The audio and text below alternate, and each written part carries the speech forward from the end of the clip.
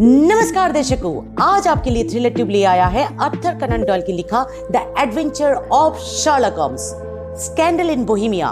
उसी की एक शॉर्ट डिटेक्टिव कहानी है और आज इस वीडियो में उस कहानी की पहली भाग हिंदी में सुनेंगे शर्लक होम्स की दोस्त कम असिस्टेंट डॉक्टर वाटसन की जुबानी। शर्लक होम्स हमेशा से ही उसे वो औरत कह के वर्णन किया करता था। कभी भी उसे उसके असली नाम से बुलाते हुए मैंने तो नहीं सुना। ऐसा नहीं कि होम्स के आंखों में आयरन अडलर की हूर जैसे अकाल्पनिक सुंदरता का कोई वजूद नहीं था, पर बात यह है कि होम्स हमेशा से इन नाजुक भावनाएं जैसे सुंदरता, प्यार, इश्क, मोहब्बत के मामलों में थोड़ा सा लल्लू ही रहा और शायद यही खामियां उसके लिए वरदान बना और उसके इन्वेस्टिगेशन में कभी भी अड़चन नहीं बना। हाल ही में होम्स से मेरा मुलाकात काफ़ी कम ही हो रहा था। आप कह सकते हो कि मेरी शादी हम दोनों को थोड़ा दूर ले गया था, पर एक रात 20 मार्च 1888 जब मैं एक मरीज का इलाज करके लौट रहा था तो रास्ते में पड़ा बेकर स्ट्रीट और वही जाना पहचाना 221 बी बेकर स्ट्रीट का दरवाजा इतने सारे यादों का पिटारा मेरा दिमाग में खोल दिया कि मैं अपने आप को रोक नहीं पाया और गड्डी से उतर गया अपने दोस्त से मिलने। उसके कमरे की बत्तियां जल रही थी। हेवी कर्टेन होने के बावजूद होम्स का लंबा दुबला पतला फिगर मुझे नजर आया बार बार तेजी से कमरे की इर्द गिर्द टहलते हुए। झुका हुआ सर ऑलमोस्ट छाती को छू रहा था और दोनों हाथ पीछे की तरफ मुट्ठी बना हुआ था। सालों का जान पहचान मुझे एक सेकंड में समझा दिया कि इस तरह का रवैया का मतलब है होम्स जरूर किसी केस में उलझा हुआ है। मैंने दरवाजे का घंटी बजाया और नौकरों द्वारा उस कमरे में आ पहुंचा जो कभी मेरा सिटिंग रूम हुआ करता था।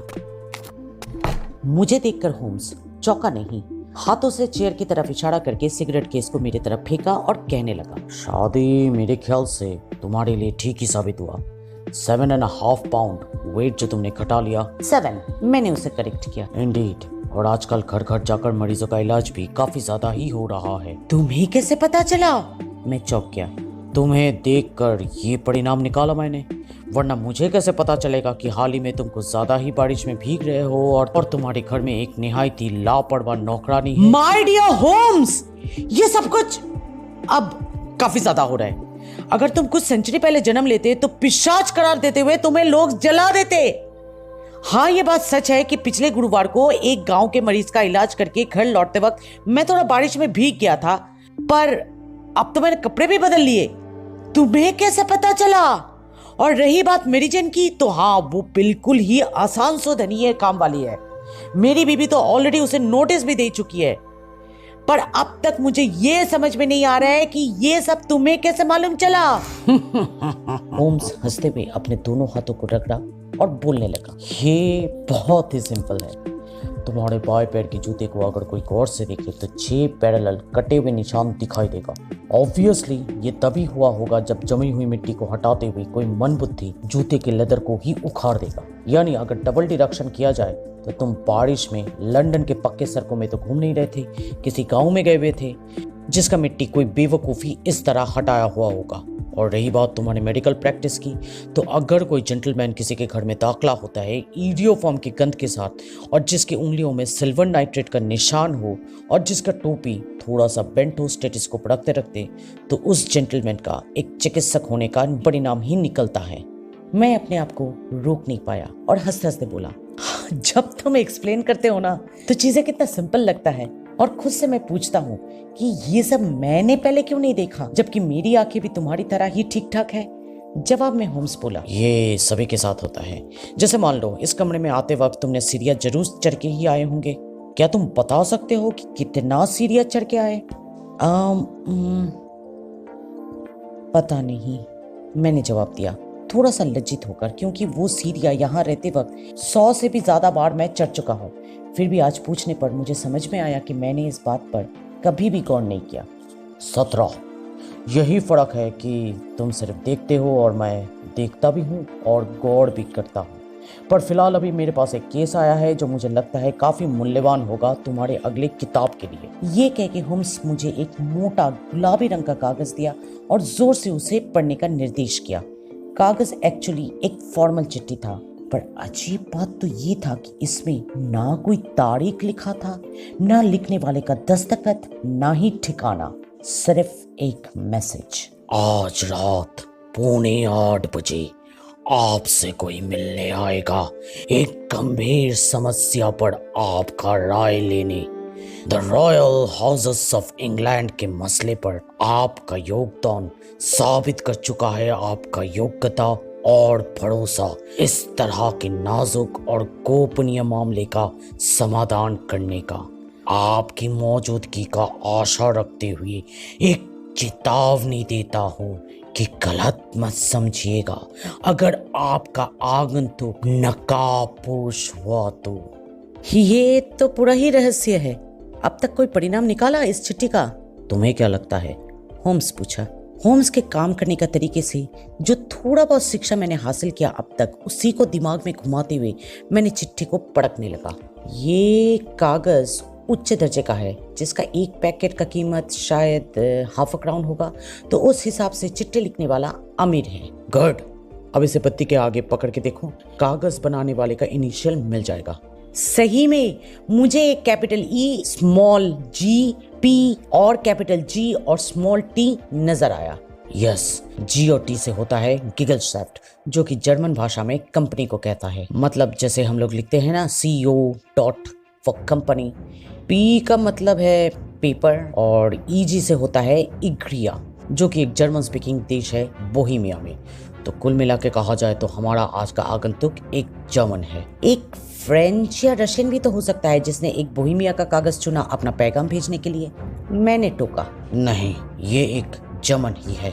अगर तुम चिट्ठी के ग्रामर पर ध्यान दोगे तो नजर आएगा कि वर्ब का पूरा ही मिसयूज हुआ है। एक फ्रेंच या रशियन ये गलती कभी भी नहीं करेगा।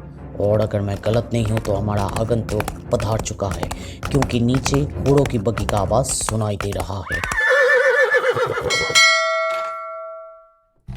कम इन, होम्स बोला। एक 6 फुट 6 इंच का चौड़ा छाती वाला इंसान कमरे में प्रवेश किया। पहनावे से अमीरी झलक रहा था। डबल ब्रेस्टेड कोट, गाढ़ा नील रंग का cloak with reddish yellow silk lining, गले में पर्ल ब्रोच, लंबा बूट्स जिसके टॉप में है रिच ब्राउन फर, और एक बड़ा सा टोपी सर पे। पर चेहरे पे एक नकाब था। आपको हमारा चिट्ठी मिला? आगंतुक एक भारी आवाज में पूछा, हम दोनों को ही देखते हुए। कृपया करके आसन ग्रहण कीजिए, होम्स बोला। ये है हमारे परम मित्र और सहयोगी डॉक्टर वाटसन। क्या मैं जान सकता हूँ आगंतुक का परिचय? हम हैं काउंट वॉन क्रम, एक बोहेमियन नागरिक। क्या आपके मित्र डॉक्टर वाटसन भरोसे के काबिल है? अगर नहीं तो हम सिर्फ आपसे ही वार्तालाप करना पसंद करेंगे, क्योंकि जिस मसले को लेकर हम यहाँ आए हैं वो बहुत ही मूल्यवान और गोपनीय है। ये सुनकर मैं अपने चेयर से उठने वाला था, पर होम्स मेरा हाथ पकड़ के बैठा दिया और एक कमांडिंग टोन में बोला, हम दोनों ही आपके केस सुनेंगे, वरना कोई नहीं सुनेगा। आप मेरे मित्र के सामने बेफिक्र होकर सब कुछ कह सकते हो। ठीक है, पर परिस्थिति को मद्देनजर रखते हुए हम आप दोनों से ही वादा लेना चाहेंगे पूरे गोपनीयता का, कम से कम 2 साल तक। उसके बाद ये मसला अपने मूल्य खो देगा, लेकिन तब तक इसके बारे में एक शब्द नहीं, वरना पूरे यूरोप के इतिहास में इसका असर हो जाएगा। वादा रहा, मैं और होम्स बोला। आगंतुक बोलना शुरू किया। पहले तो हम माफी मांगना चाहेंगे इस नकाब के लिए, पर क्या करूं, हमें जिसने इस काम के लिए नियोग किया उनका यही इच्छा है। दूसरी बात का क्षमा हम मांगना इस बात का चाहेंगे कि जो भी परिचय हमने आपको दिया है हमारे बारे में, वो सच नहीं है। जानता हूं, होम्स बोला बहुत ही कैजुअली। जो समस्या हम आपके सामने रखने वाले हैं वो काफी नाजुक और गोपनीय है, इसलिए इतना एहतियात बरतना पड़ रहा है। अगर थोड़ा सा भी भूल चूक हो गया तो यूरोप के राजपाट में इसका असर पड़ेगा। अगर साफ लफ्जों में कहा जाए तो बोहेमिया के राजगद्दी के अगले उत्तराधिकारी का प्रतिनिधि बनकर ही हम यहाँ आए हैं। मैं वो भी जानता हूँ, होम्स अपनी चेयर में कोजली बैठ के आंखें बंद करके बोला। इस तरह का सुस्त बर्ताव होम्स का हमारे मेहमान को थोड़ा असमंजस में डाल दिया, और वो होम्स की तरफ बिना कुछ बोले काफी देर तक देखता रहा। खामोशी होम्स की आंखें खोल दिए और वो बोला, बोहेमिया का राजा क्या आप कुछ नहीं बताएंगे आपके केस के बारे में? बिजली के झटके के जैसे आगंतुक अपना चेयर से उठ खड़ा हुआ और कमरे में आगे पीछे टहलने लगा। फिर रुक गया और हड़ा हुआ इंसान के जैसे अपना नकाब निकाल के बोला, सही फरमाया आपने, हम बोहेमिया के राजा हैं। इस बात को क्यों छुपाए हम? हाँ, क्यों छुपा रहे हो आप? जबकि आपकी चिट्ठी पढ़ने के बाद जब आपको देखा तभी मुझे मालूम चल गया कि आप हो Wilhelm Gottsreich Sigismond von Ormstein, grand duke of Cassel Felstein, Bohemia के राजगद्दी के अगले उत्तराधिकारी। जब आपने इतना कुछ पता कर लिया तब तो आपको अब तक ये भी पता चल गया कि हम ऐसे मसले अकेले निपटाने में माहिर नहीं है। पर क्या करें, मसला इतना नाजुक और गुप्त है कि किसी और को इस काम के लिए नियोग करना यानी खुद को मुसीबत में डालना। इसी कारण हम सीधे प्राग्ने से छुपते छुपाते हुए आप तक आ पहुंचे हैं। तो फिर कृपया करके अपने मामले का वर्णन कीजिए योर मैजेस्टी। बोहेमिया का राजा अपना कहानी शुरू किया। लगभग 5 साल पहले वार्सो यात्रा के दौरान हमारी मुलाकात मिस आयरन एडलर से हुई। होम्स यहाँ राजा जी को बीच में टोककर मुझे निर्देश दिया उसके इंडेक्स में आयरन एडलर का जानकारी खोजने के लिए। दरअसल होम्स का एक अद्भुत स्वभाव है, नामचीन लोगों का जानकारी अपने डायरी में इंडेक्स अनुसार इकट्ठा करके रखना, कुछ कुछ आज के ज़माने में विकिपीडिया या इंसाइक्लोपीडिया के जैसे। मुझे आयरन एडलर की बायोग्राफी, हिब्रू रब्बी और एक स्टाफ कमांडर की मोनोग्राफ के बीच पड़ा हुआ मिला। होम्स बायोग्राफी को अपने हाथ में लेकर पढ़ने लगा। न्यू जर्सी में साल 1858 में जन्म, contralto, La Scala, prima donna, Imperial Opera of Warsaw, yes, retired opera से। फिलहाल अभी लंदन में रहती है, क्यों ना हो। राजा जी, मेरा अनुमान ये है कि आप इस कन्या के साथ किसी प्रकार के अवांछनीय संबंध में उलझ गए थे आपके वार्सो टूर के दौरान, और उसी टूर के दौरान आप कुछ आपत्तिजनक लव लेटर्स लिख दिए होंगे इसे, जिसे अभी आप वापस पाना चाहते हो। एग्जैक्टली, पर कैसे? राजा पूछा, पर होम्स जवाब में सवाल पे सवाल करने लगा राजा से। क्या कोई गुप्त विवाह हुआ था? नहीं। कोई लीगल कागज या सर्टिफिकेट? कोई भी नहीं। तो फिर राजा जी, मुझे समझ में ये नहीं आ रहा है कि कैसे कोई कागज पे लिखे प्यार के 2 मीठे बोल से आपको ब्लैकमेल कर सकती है। मीन्स ये साबित कैसे करेगी कि वो लव लेटर्स आप ही का लिखा है? हमारी हाथ की लिखाई। राजा उत्तर दिया। फॉर्जरी करके आराम से झुटला जा सकता है। वो हमारी प्राइवेट नोट पैड था, कोई आम कागज नहीं था। चोरी का इल्जाम दे देंगे। मोहर हमारे ऑफिस का यानी रॉयल सील था। नकल उतारा होगा, ये कह सकते हैं। हमारी तस्वीर, उसका क्या? खरीदा होगा। राजा का तस्वीर तो हर जगह बिकता है। हम दोनों उस फोटोग्राफ में हैं। Oh dear, ये पूरी खबर है। योर मैजेस्टी, आपने सचमुच जलती हुई दिए में अपना हाथ डाल दिया। पागल थे उस वक्त, प्यार में पागल। उम्र भी तो कम था, राजा भी नहीं बने थे, सिर्फ युवराज। गलती कर गया जवानी के जोश में, पर अब 30 का हो चुका हूँ। राज्य का सुरक्षा और जिम्मेदारी मेरे कंधों पे है। वो चिट्ठियाँ और तस्वीर किसी भी हाल में हमें वापस चाहिए। तो खरीद लीजिए, मुंह मांगी कीमत देकर। होम्स सुझाव दिया।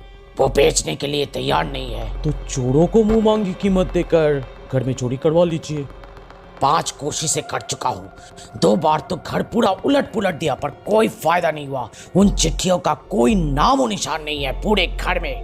पर वो उन चिट्ठियों का क्या करना चाहती है? होम्स पूछा। हमें तबाह। राजा ने उत्तर दिया। वो कैसे? हमारी शादी होने वाली है स्कैंडिनेविया के राजा के दूसरी बेटी क्लोकिल्डा लोथमैन फोन सेक्स मोनिंगिन के साथ।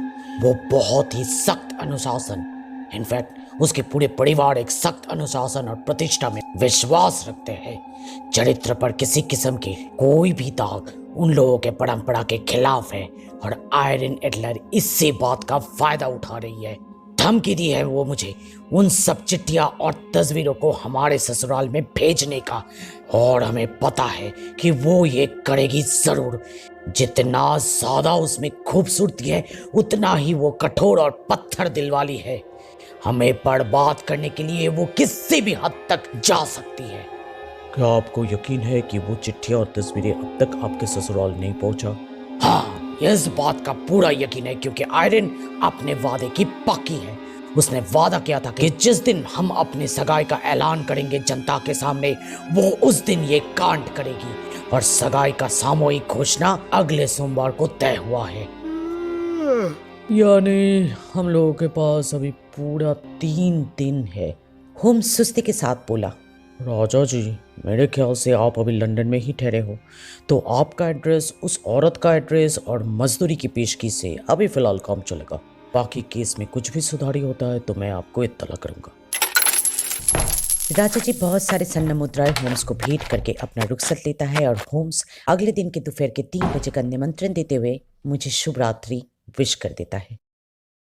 तो दर्शकों, ये था आर्थर कनन डॉयल की लिखी शर्लक होम्स की कई छोटी कहानियों में से एक स्कैंडल इन बोहेमिया की पहली भाग।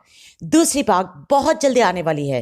अगर आप उसे मिस नहीं करना चाहते हो तो वीडियो के नीचे सब्सक्राइब बटन दबाकर उसकी बगल वाले घंटी को बजा दीजिए। Click to see the next video and take care.